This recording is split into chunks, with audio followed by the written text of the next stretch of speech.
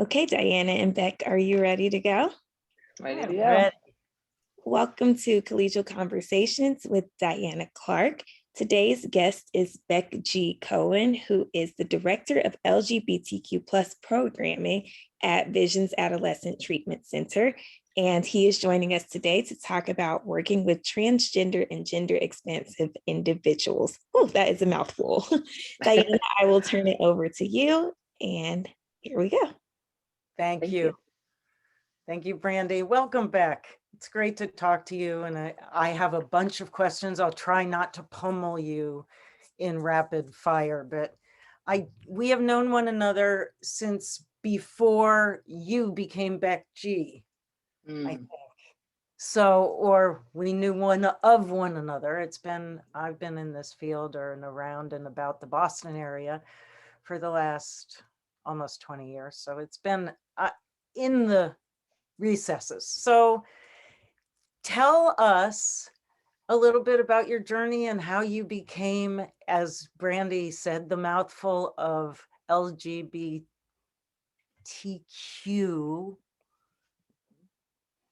programming and gender expansive. Sure. Yeah, it's so nice to be here today. And yeah, I think we've known each other for quite a bit. What's interesting is I transitioned in the work that I do, my personal transition has in the field of work that I've been working in over the last 13 years,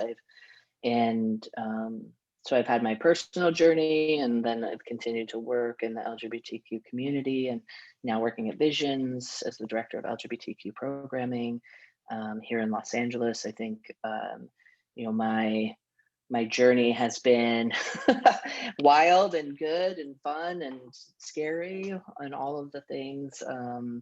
Really socially transitioning in the field, has been an experience that I think, has been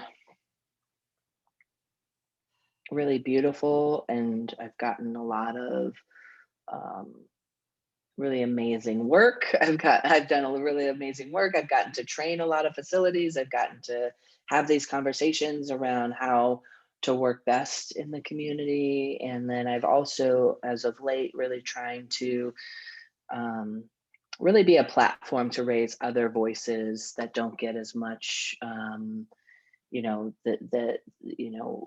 trans women of color, people of color, trans folks who don't necessarily have the platform that I do. And that's really like my goal in the next coming years, is to because I think that training and learning from all different voices is really important. And I'm also probably getting tired of myself talking. Sometimes. Your story no longer seems. Here's back again. Yeah, here's back again. Yeah. So, but it's time. It's time. We're in a really amazing. I think the work that I started to do really kind of was at I really kind of jumped on the wave before it really kind of took off, and I'm so grateful to have that opportunity and then to be here today. So yeah, I'm thrilled you're here today. So I think about working with people and trying to understand their experience, number one, and number two, connect with the humanity that makes us connected and alive.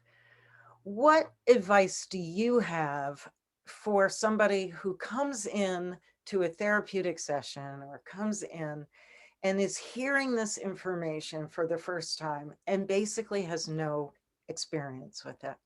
What would be sort of your way of encouraging them to approach the situation? Yeah, the clinician. Sure. Yeah. I mean, as a clinician, I think we have to start with humility, that we don't know what we don't know. And I think, over the years, I mean, I've learned so much, and I continue to learn. And if we come from a space of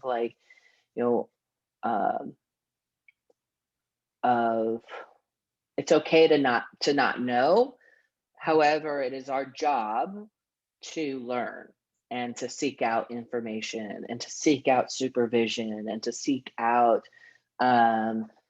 because there's so much out there, right? So if I'm working with a lot of the times when I'm talking to a clinician, maybe who's never worked with a trans client before, or who has a client who is questioning their gender, and they'll come to me, or I'll get an email and I'll sit in a room with them and they say, oh, this is the first client I've had.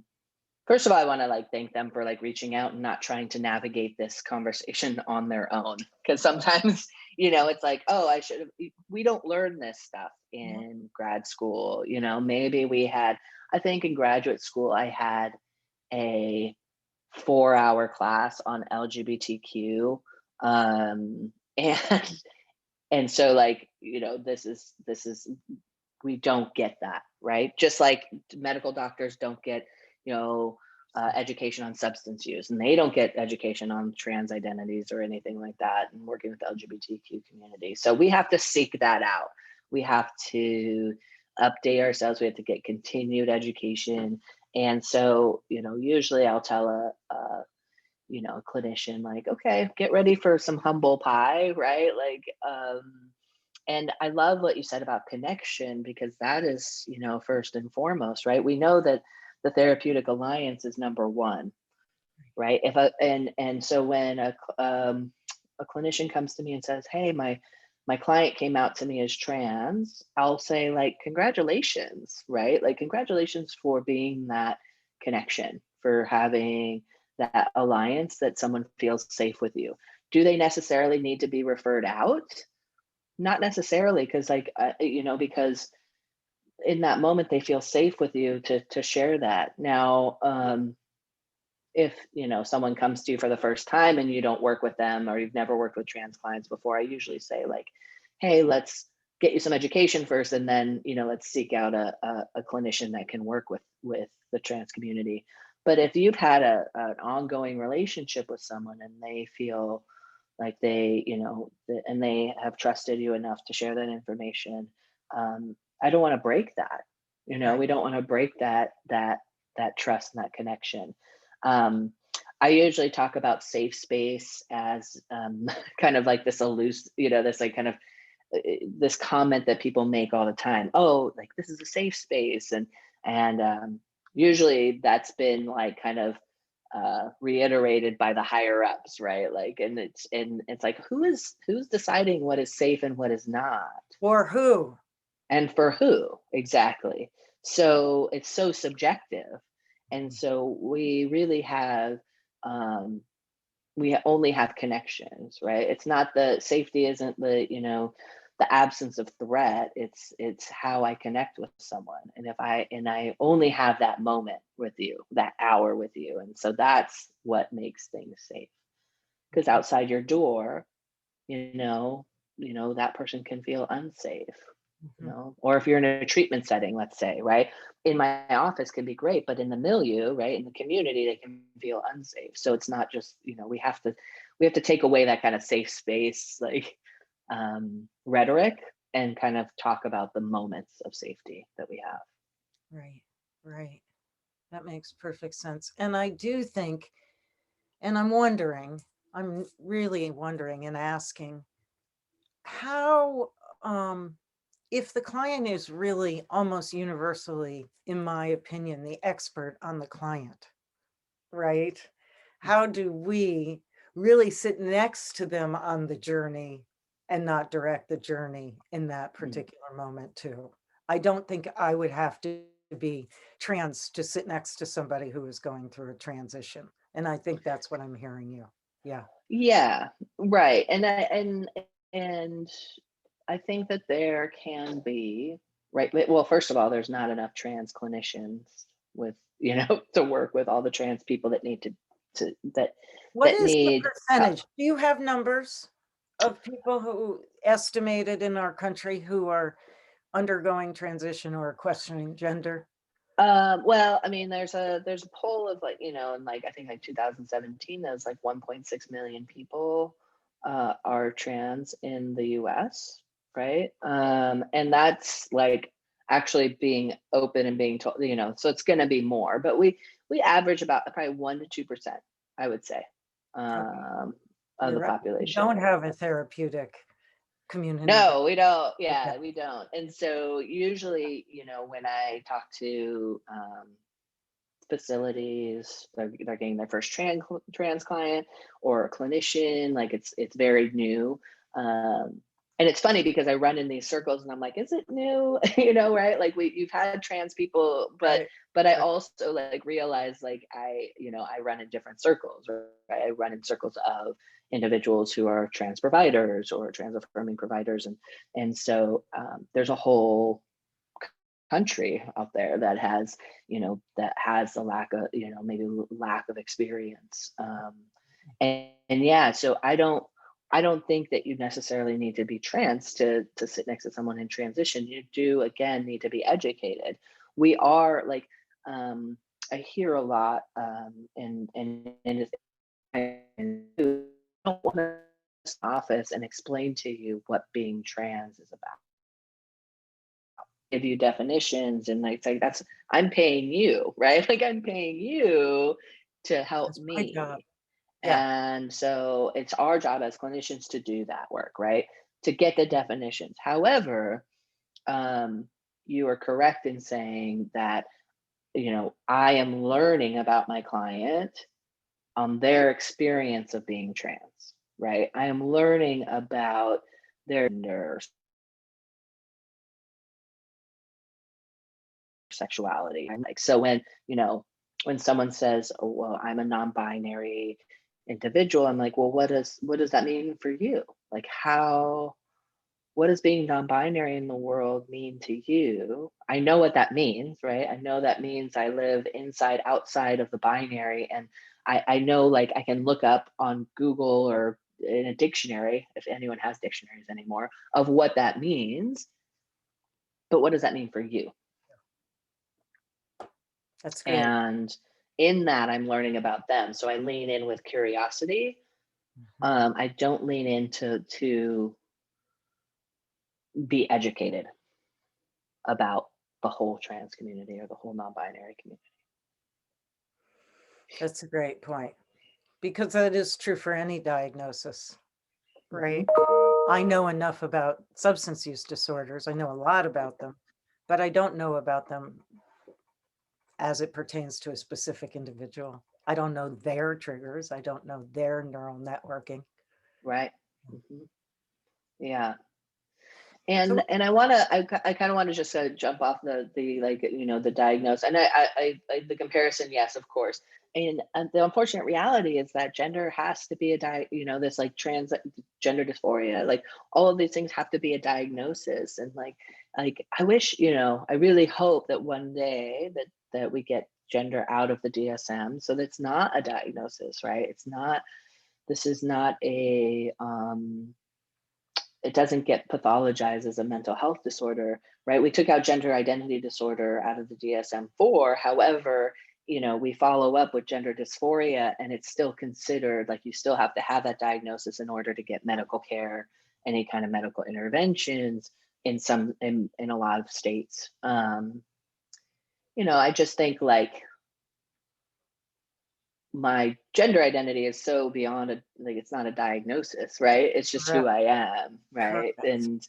And my hope is that one day we can walk past that, because a lot of our clients that come in might be seeking to get medical, the medical interventions that are so necessary for them to survive. And we're actually not getting at the true sense of self and what's happening for them. Because according to the DSM, or according to like insurance companies and such, you have to have dysphoria in order to, you have to be like anxious enough, depressed enough, but not too depressed and not too anxious, right? So you're kind of riding that line. And I don't think you're not getting a true sense of what your client is going through, because they're trying to get their needs met. And that is an unfortunate aspect of being held as a diagnosis, right? That makes sense. And I can see where we put it and how we put it. How do we as a community, as a culture, support people undergoing gender identity issues, transitions, Mhm. and support as they build new lives?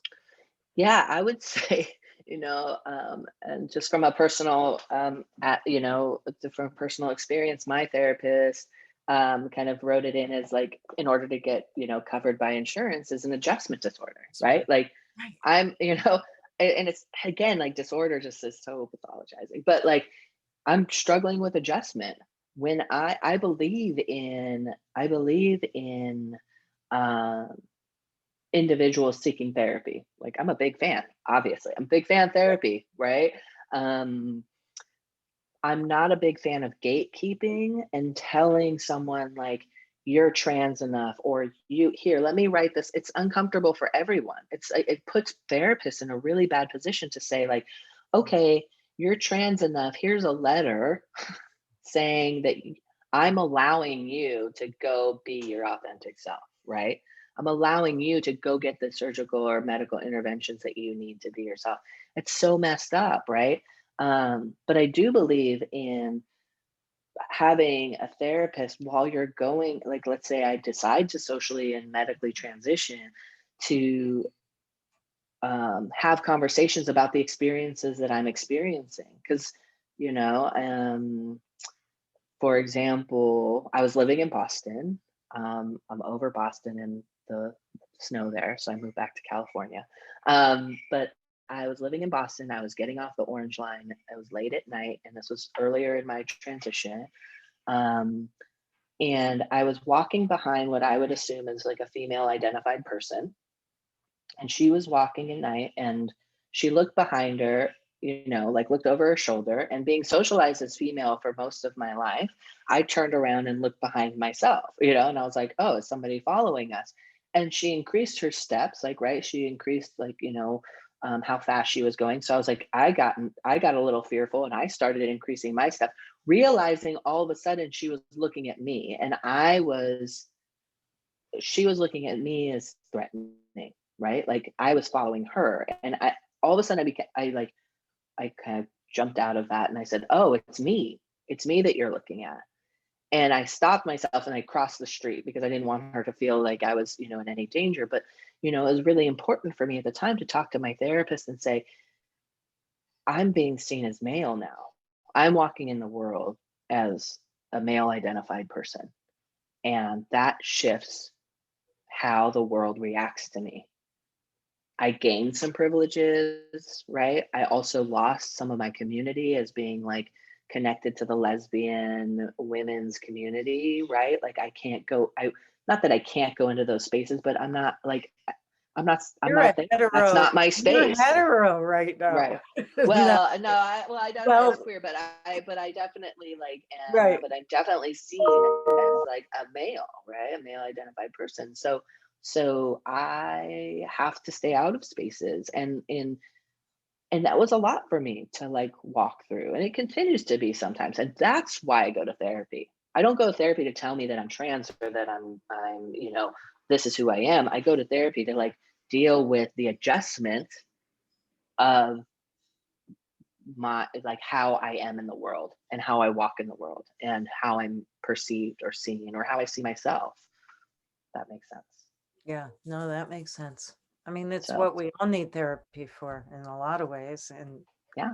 how do I walk in this world, in this Mhm. body, with this psyche?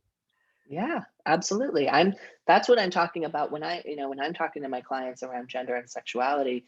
I'm talking to individuals who are not trans, who are straight, and I'm asking them how they walk, like what effect does that have in the world, right? If I'm talking Privileges of that versus the deficits of that too, Mhm, right? Because there are, right. Well, I mean, I work with teenagers, right? And we're having a crisis with young men, with young straight cisgender men right now, and they are, and if we're not talking about that, if we're not talking about masculinity and the effects of masculinity in the world, right? We're missing the mark. We're missing, pieces of how how we can serve, help the world be better, in that respect. And that's true for talking about sex as well, Mhm. with teens, to Absolutely. pretend that they're not consumed with the idea of sexual activity is ignorant.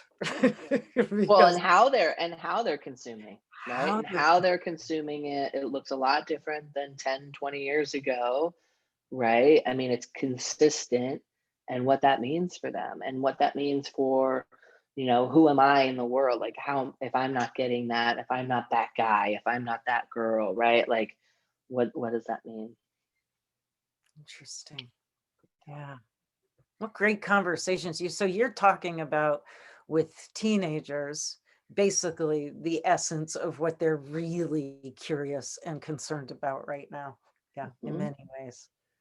Yeah, and when I think sometimes when we're talking about gender and sexuality, like we only think of the LGBT community, but like I think that it is a larger conversation that needs to be had across the board for everyone, because once we start having those conversations in groups of teens, and it opens up the doors for so many other um, thoughts, and Like it's talking not just about about love, LGBT.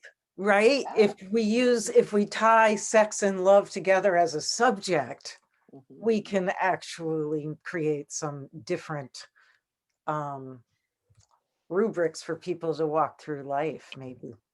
Absolutely. I think that there's, we are someone who I did some work with at one point in time in my journey of like gender and all of that, is we talk about like the blueprint of our life, right? And the blueprint of the trauma that we've been through and how that sets us up for sex and love and connection, so when I talk about gender and sexuality, I like to use analogies a lot. So, if I think of them as a foundation of who I am, and if I have to hide who I am, right, which a lot of us do, um, based in family, religious entities, political, whatever, for whatever reason, um, you know, there are cracks in our foundation, and we hide them and we make them look pretty, and everything is fine and everything is good. But why does the house keep falling down, right? Why does why does it keep leaning to one side? Why is it not working out? Why Right. is this not working? Is because foundationally we have not allowed ourselves, or been able to be honest. And when I'm talking about substance use, right, it was really easy for me to hide my addictions because I was hiding my true, like, authentic self my whole life. It was second nature for me. It's like, oh, I can lead like kind of like these lives and pretend that I'm doing great and everything's good. Like the mask was real tight because I could hide who I was, until you know until I ended up being depressed and suicidal and ready to leave the earth. um Yeah. you Yeah. know To be reborn in some ways, like the hmm phoenix, right? absolutely, Yeah. absolutely. Yeah. Yeah, my life has been um, so much better, right, that I got to, and I again have these privileges of having access to the things that I've needed through this time, including therapy, including medical, transition and things like that. I feel very, very grateful and blessed in that way. Do you think that your community, and I'm talking about our field at large, has been I am sure there have been moments that weren't all positive, but by and large, would you say transitioning as a member of this community has been a positive? Yeah, I think so. I think that I've been really embraced. I think that there are times, of course, where it's like, "Ooh," but I think for the most part, I have been embraced because I think the circles I run in obviously are mental health professionals and also people in recovery. And I think that there is a sense of connection that way, that has been really great for my transition as I've walked in the world. But yeah, I feel grateful to, make connections with you, make connections with other people who've just been like, maybe I don't know, right? And I've seen, I've walked in conferences where it's like, especially early on, where people are like, oh, I don't know that pronoun, and I could see them like veer left and avoid, right? I think that's what we're greatest at. I think the avoidance rather, but I've had a lot of people who stepped into my life and said, hey, can I have a conversation with you? Are you willing to, talk about this stuff? And I've also, I think for myself, this has been a healing experience where I get to talk and share my experience so that maybe other people don't have to necessarily, who don't want to. Correct. I mean, I'm an extrovert. I love the spotlight, like I'll, I love being, that's my addiction. I love the center of attention, but I also, want to help my community, for those who can't speak up, who can't share their experience, who struggle with that, who are going through something similar in a very different world. I think about the people who I live in rural Vermont. Somebody transitioning in rural Vermont would have a very different experience. I know that. So. Yeah. I've been in around all different spaces, and the kids that I work with come from all over the world, and their, experiences are so vast. A kid coming from Kentucky who's trans, who's never been, part of the LGBT community, has a different experience than a kid who grows up in West LA, who like has always been accepted and is like, I hate rainbows and I hate Pride Month. You're like, wait, like, but like for some kid who's like, at a Target in like, Kentucky, and sees the rainbows and stuff and feels like they can feel included, we forget that that's a privilege. And I have to talk to kids about that a lot, that it's a privilege to be like, whatever, rainbows, Pride Month, whatever, but not all of us have that experience. Yeah, that's great. Brandy, we have offered always to do questions from people who are participating. Do you have a question for us? I would love to ask a question. Beck, first, thank you for being so vulnerable and transparent and sharing your story with us. And you really brought me back to a recent webinar we had that was on the topic of treating the whole person. And you sort of talked about, or touched on this a little bit, when mentioning people going to therapy for different reasons, whether that's transitioning or dealing with mental health issues or being a teenager trying to figure everything out. So I'm wondering if you could just touch on the importance of those intersections in treating the whole person, and not denying one part or another of what they may be experiencing. Great question, Brandy. Yeah, thank you. That's a great question. I think sometimes we, as clinicians, can get hyper-focused, right, on like, oh, you're trans, like that's it, right? And that's the thing, and that's what I'm gonna hyper-focus on. And what kind of you said earlier, Diana, is that like, where we sit next to someone but not lead them, right? And sometimes people don't want to talk about that at all. Like that's the piece that's actually the best part of my life, right? Like that's the part that's going well right now. Like, but my relationship or my depression or my job or my, and it's like there's so much going on. And if I have a client, because sometimes even when you're working with young people, right, parents try to drive that bus too, right? And they're like, well, you need to get at this piece, right? You need to get at the trans piece or whatever. And you're like, kid doesn't have any issues with being trans. The kid is struggling in school or wants to have relationships or whatever. Yeah, that's a piece, right? It's a thread of like maybe kind of could be what's going on. I'm always looking at that. It's maybe to a fault sometimes, that I'm like, does this have to do with gender? Now, however, if they can come into a space where they're affirmed in their identity and this is who they are, they can let down that wall and like not have to like expect that that's all they're going to talk about all the time. That they can talk about, their regular life, all the things, because I think so much for trans folks and non-binary folks, like the hyper focus is on our transness but we have so many bigger parts of us, right? I use the example of like, and we have to go through that. I think like that being trans was a big part of my life, just like getting sober was like a huge part of my life. And I immersed myself in all of it. And then it becomes a smaller part of a greater whole. There's other things that happen, right? It becomes just like a piece of the puzzle. Yeah. And sometimes it's a little bit hotter. Sometimes it's something I need to talk about. Sometimes it's not.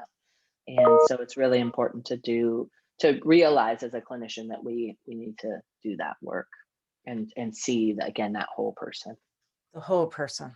That's a good reminder. Thank you. Thank you. Well, it is 12:30.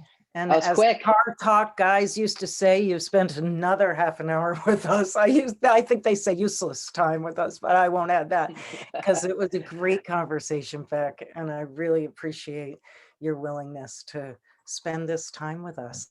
Awesome. Thanks for having me. I appreciate it. You're welcome.